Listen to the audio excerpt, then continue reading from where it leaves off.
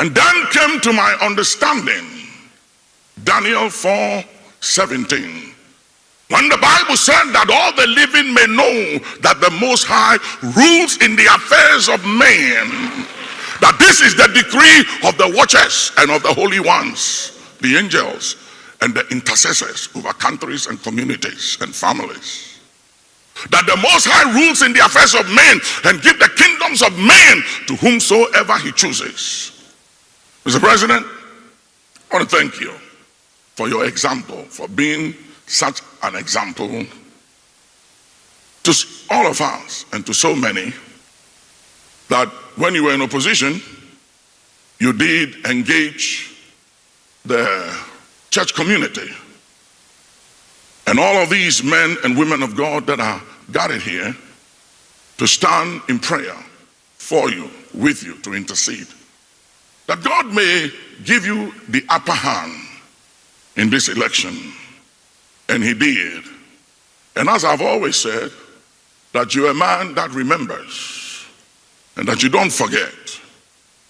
And calling this gathering today to register gratitude to God and to say thank you for all those who sought God, prayed and interceded on your behalf for such overwhelming victory.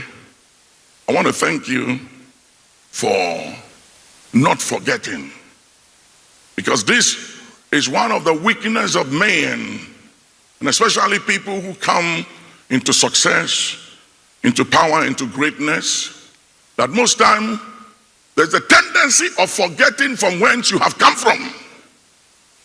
And one of the leaders of Africa that have so inspired me, irrespective of what your personal view may be of him, you're entitled to, is President Madiba Mandela. Mandela said, as I stand at this door to my freedom, I realize that if I don't leave behind my bitterness, the offenses and the injustice done to me by apartheid for these 27 years in prison, I will walk through the door to freedom and still be in prison. And therefore, I must leave behind my hurt, my pain and offenses. Mr. President, you are that kind of an example, because I've watched you when you were in power before, even in the days when you were in parliament. I've watched your attitude. I've seen people hurt, offend, and betray you over the years. We've talked about some of these individuals. Recently, I had a meeting you attended, and there was this individual that had so offended and hurt you when you were in opposition, and when we were talking, he passed by, and you stopped, and you called him, and you hugged him.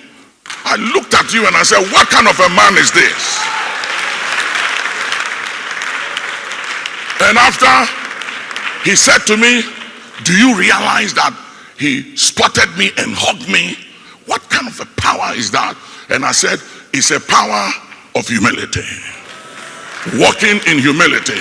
It's a power of recognizing one's humanity. One time, President Mandela invited this very wealthy businessman to his house for lunch. And he said to him, did you come alone? He said, yes, I came alone. So they sat to talk, to dialogue. When it was time for lunch, he excused himself. He went outside and he invited the driver of the businessman to join them for lunch. To the businessman, the driver did not matter. He was nothing. He was just a driver. But to President Mandela, that was a human being.